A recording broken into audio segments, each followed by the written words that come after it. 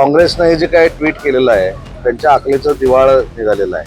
कोण चौधरी त्याला ओळखतो कोण? काँग्रेसनं हे जे काय ट्विट केलेलं आहे त्यांच्या अकलेचं दिवाळ निघालेलं आहे.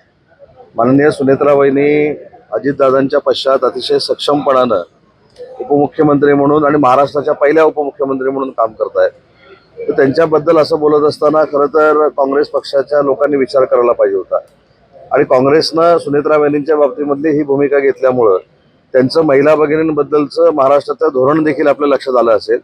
ते पुन्हा एकदा पुढच्या निवडणुकांमध्ये आमच्या महिला भगिनींनी त्यांना जे काही जागा दाखवायची दाखवतील. मी परवा देखील सांगितलं की माननीय शिंदे साहेबांच्या नेतृत्वाखाली जो 4-4.5 वर्षापूर्वी उठाव झाला या संदर्भातले सगळे योग्य ते कागदपत्र आमचे वकील महोदय सुप्रीम कोर्टामध्ये मांडतील, युक्तिवाद करतील आणि त्याच्यानंतर आम्हाला योग्य तो न्याय सर्वोच्च न्यायालय देईल याची आम्हाला पूर्ण खात्री. कोण चौधरी त्याला ओळखतो कोण? ते सिंधुदुर्गातले नाही आहेत, ते सिंधुदुर्गातले नाहीत, ते इकडचे कुठेतरी उत्तर महाराष्ट्रातले कुठले तरी आहे आणि त्यांना ओळखतो कोण? ते आधी त्यांची ते कथित म्हणून आम्ही तुमच्याकडनं ऐकलेलं आहे. त्याच्यामुळं ती आधी योग्य आहे की अयोग्य आहे ती तपासण्यासाठी देखील मी पोलीस स्टेशनला अर्ज दाखल करणार आहे, पोलीस स्टेशनला दाखल करणार आहे. आणि त्या दोघांमधलं जर संवाद खरा असेल तर तरी पत्रकार परिषद घेऊन सांगायला पाहिजे ना. हा कसला खेळ आहे मागणं? हा राजकारणातला जर खरं असेल तर तुम्ही म्हणताय कथित असेल तर प्रश्नच मिटला. त्यांनी आज काहीतरी कोणतं चौधरी आहे त्यांना आज काहीतरी प्रेस कॉन्फरन्स घेऊन सांगितलं की ते AI न केलेलं आहे, असं केलेलं आहे, तसं केलेलं आहे. ते सगळं पोलीस आता शोधून काढतील. हा नवीन कुठचा ब्लॅकमेलिंगचा धंदा कोणी काढलाय हे देखील आपल्याला कळेल. आणि माझ्या बाबतीमध्ये जे काय बोललं गेलेलं आहे, मला 25 वर्ष महाराष्ट्र ओळखतो, माझा मतदारसंघ ओळखतो आणि मी काय असं 2-4 हजार मतांना निवडून नाही आलोय. मी पहिल्या निवडणुकीला 4,500 मतांना निवडून आलो, दुसऱ्या निवडणुकीला 9,000 मतांना निवडून आलो, तिसऱ्या निवडणुकीला मी सुमारे 41,000 मतांना निवडून आलो, चौथ्या निवडणुकीला मी 90,000 मतांना निवडून आलो आणि 5व्या निवडणुकीला सुमारे 50,000 मतांना निवडून आलोय.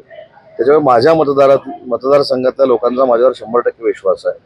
महाराष्ट्रातल्या जनतेला उदय सामंत काय ते माहिती आहे. त्याच्यामुळे या दोघांच्या जर खरी असेल तर या दोघांच्या सर्टिफिकेटची मला आवश्यकता नाही. परंतु ही जी ऑडिओ क्लिप आहे ती खरी आहे की खोटी आहे याचा पोलिसांनी तपास केला पाहिजे.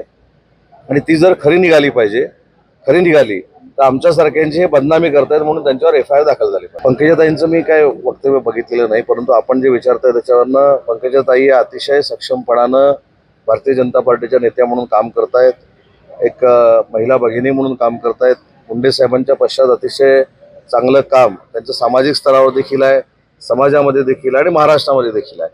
त्याच्यामुळं मला असं वाटतं की त्या जर अशा बोलली असतील तर त्यांना अजूनही महाराष्ट्राला त्यांची आवश्यकता आहे, त्यांच्या राजकारणाची आवश्यकता आहे आणि त्यांच्या व्यक्तिमत्वाची आवश्यकता आहे. या बाबतीमध्ये मला असं वाटतं की 4-5 दिवसापूर्वी हा सगळा विषय घडलेला होता.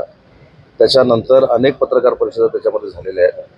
त्याच्यामुळं आता हे सगळे विषय बाजूला ठेवून आज मी नांदेडमध्ये काही विकास कामासाठी आलोय, पक्षाच्या माध्यमातून काही BLAचा आढावा घेण्यासाठी आलोय, मराठी भाषेचा आढावा घेण्यासाठी आलोय, उद्योजकांची चर्चा करण्यासाठी आलोय. या सगळ्या चर्चेमध्ये नक्की काय निष्पन्न होईल त्याच्यासाठी 5 वाजता परत मी तुम्हाला भेटणार आहे. पंकजाताईंना मुख्यमंत्री करावं न करावं हा सर्वस्वी भारतीय जनता पार्टीचा अधिकार आहे, भारतीय जनता पार्टीच्या नेतृत्वाचा अधिकार आहे. त्यांच्या पक्षामध्ये मी हस्तक्षेप करणारा कोण आहे? परंतु राजकारणावर तुम्ही जो प्रश्न विचारला की त्यांनी असं वक्तव्य केलं असेल तर मी ऐकलेलं नाही.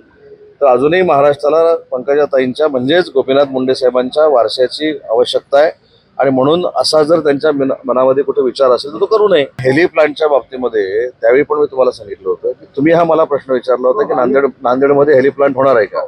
त्यावेळी पण मी असं सांगितलं होतं की मी त्याची तुम्हाला पूर्ण माहिती घेतो आणि त्याच्यानंतर तुम्हाला मी सांगतो. माहिती घेतली त्यावेळी त्याच कंपनीनं फक्त आमच्याकडे इन्क्वायरी केलेली होती आणि इन्क्वायरी करून ती जागा शोधत होती, त्याच्यामध्ये नांदेड असं होतं.